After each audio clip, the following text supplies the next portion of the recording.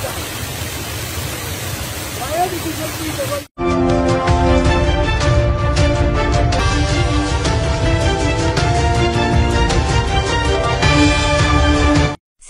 তীব্র গরমের কারণে তরুণদের দল বেঁধে গোসল করার খবরটি খুবই স্বাভাবিক।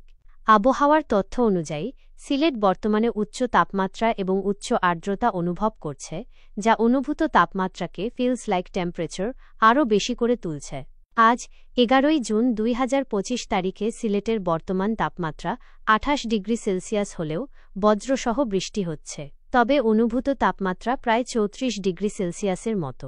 আগামী কয়েকদিনও তাপমাত্রা বেশি থাকবে এবং প্রায় প্রতিদিন বজ্রসহ বৃষ্টি বা বিচ্ছিন্নভাবে ঝড় বৃষ্টির পূর্বাভাস রয়েছে। জুনের গড় তাপমাত্রা 29-30 ডিগ্রি সেলসিয়াস এবং আর্দ্রতা অনেক বেশি থাকে, যা অস্বস্তিকর গরমের অনুভূতি তৈরি করে।